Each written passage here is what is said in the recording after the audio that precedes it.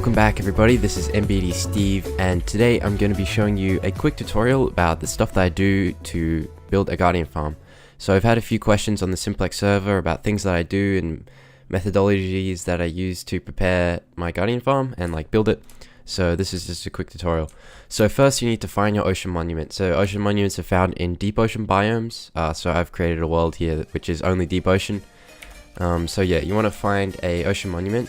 Then what I recommend doing is making sure that you have an Aqua Affinity Respiration 3 helmet, as well as having protection for armor as well if you're going to try raid the monument. After that, then you want to go through and kill all of the Elder Guardians. So there's one in here, and then there is one usually on this side of the monument, just around here, and then usually one on the other side, just around here.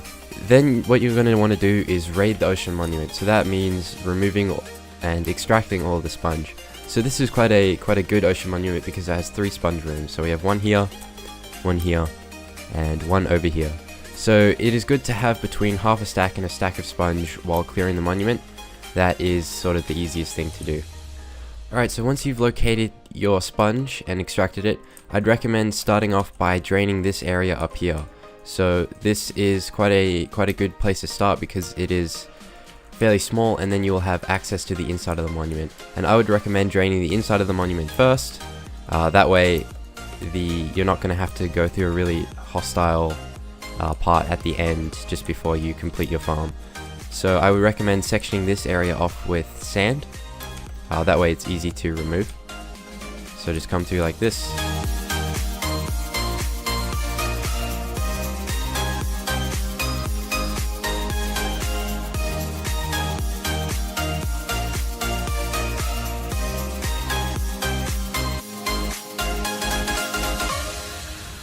Okay, so once you've put in all that sand, I would recommend coming down and sort of just spamming sponges like this. See, I've placed 3 there and I've cleared out most of the water up here. Do a similar thing down here, and there you go. So that is the top bit of the ocean monument clear, and basically I just recommend leaving the sand in the whole time. So then you want to come down and you want to, I'd basically just work my way down. So again, just place sponges through here like this, clearing out the water and then going back through.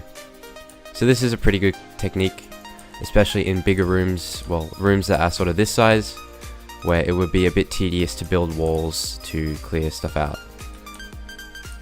And obviously to change the sponge, the wet sponge, into normal sponge, you just use a furnace.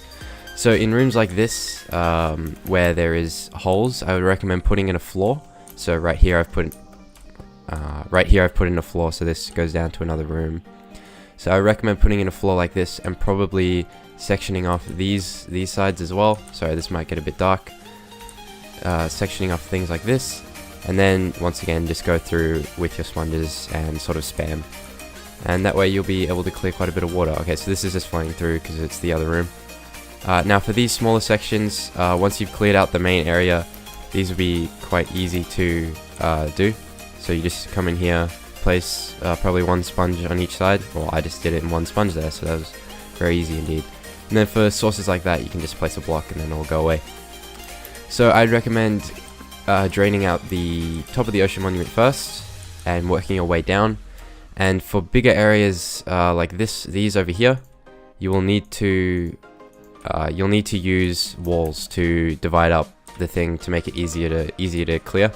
So what I recommend doing is, this is just a random spot, but come through here and make sections that are 3 wide. So this is 1, 2, 3 blocks wide. So basically build walls like this.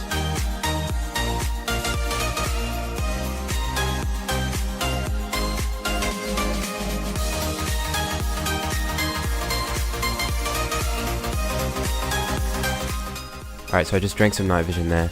I would recommend making 3 wide sections like this, and a easy way to do this is to, I'm just use polished granite so it's a bit different. Place 1 block, place a sponge, 2 blocks, then a sponge, and then 1 up here. And then that is all of the water like this. And then basically what you need to do is just sort of move through. Okay, this is sand, but you just need to sort of move through and gradually drain out the monument. And so that is a good technique. Having these 3 wide gaps is a good way to drain it, and it's a bit more efficient with the sponge. So I'm pretty sure you can do this by just randomly spamming, but once again, it depends. If you don't have very much sponge, then I would recommend doing the walls. But this also does work, just spamming like this. Once you've finished draining out the inside of the ocean monument, I would recommend getting a whole bunch of sand. So what you're going to need is 7,808 sand, and that is approximately 4.5 shulker boxes. The way that I've calculated that is by having walls that are 61 blocks long and that are 32 blocks deep, and then 4 of those, and that evaluates to 7,808, which is approximately 4.5 shulker boxes. So that is for the external walls, and then you're going to need 2 walls to properly drain the inside of the ocean monument, and that is 3,902 sand, which is approximately 2.25 shulker boxes. So what you're going to need is 7 shulker boxes of sand. So I recommend getting that now. So filling up your inventory with 7 shulker boxes worth of sand, and I would recommend having a efficiency 5 unbreaking 3 mending shovel. So the easiest way to do this is to just go to a desert and basically mine out all the sand. So with an efficiency 5 shovel, it's instant, and that way you can collect a whole bunch of sand very, very quickly. And yeah, once you've filled up 7 shulker boxes, you'll have more than enough sand. So I'm being quite generous with my numbers there. Alright, so once you get back to the ocean monument, I would recommend placing your shulker boxes around like this, basically just so they're all here. And I would recommend getting probably at least 5 furnaces, and these are all filled with coal, and that is just to smelt the sponges, which we'll be doing in the future. So as you can see, all of these shulker boxes are filled up with sand. So what we're going to do now is take out a bunch of sand, and I like to come down 3 blocks out from the side of the ocean monument. So that's 1, 2, 3, and this is where I like to start building my pillars, or like the sides of my walls. So yeah, what you're going to want to do is come up like this. I'd recommend marking out the sides of your walls first. Do the right angle part of the wall like this. So see, we've got 2 walls now. And then the easiest way to place the sand down, I find, is to do that. So just like swim up and down, fall down while the sand's falling down, and then swim back up and place it. So I think this is the easiest way to do it, and it's also the fastest. And then you'll have some sand walls very quickly. Alright, so once you've built those walls, there are 2 ways that you can clear out the water on the inside of those walls, which is basically all of the water around the ocean monument. So the first way is to divide the ocean monument into 5 by 5 areas, and then what you want to do is you want to face the northwest, so, or not east and west. So I'm facing west here and east this way, and you can see that underneath chunk it says facing.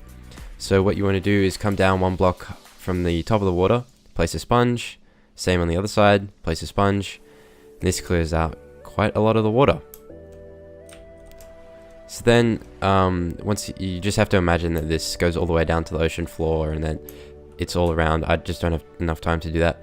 But you want to go down 3 blocks and then place in your next sponge like that, and basically just continue this process until you get down to the ocean floor. There's no more water left.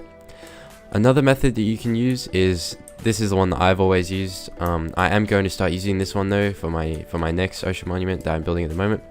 But in the past I've done this where I've made 3 wide channels, and then you want to come down 1 block, place 1 block, place 1 sponge, 2 blocks, and then place your next sponge, and then you basically just continue this on until you get to the other side of the ocean monument. And this is pretty good. It does use quite a lot of sponge, so I probably recommend using this method, but they both work just as well, so either one is fine. So that is it for the actual draining of the ocean monument and everything around. One tip that I would add is to add these little modules around the farm while you're building it. These can be great just in case you're about to die or you need some more oxygen. You can just go in here, stand in here, close the door, and no guardians will be able to hit you. So that is a really great thing to add, and you can basically, they're really cheap, and you can basically just put them all around, and yeah, they're free air if you need that. For the actual guardian farm design, I would recommend using nbdSteve or Zespedi. These are the 2 best farm designs that I've seen. nbdSteve is great for XP, and as petty is the one that I've used in the past, my past 2 Guardian farms, and is the design that I have on the Simplex server. So that is great for drops, however you don't get any XP from that. But apart from that, guys, I would like to thank you so much for watching today's video. Please let me know if you do have any troubles with building the Guardian farm. I'll be happy to respond to your comments. But apart from that, I will see you in the next video. Thanks so much for watching, and see ya.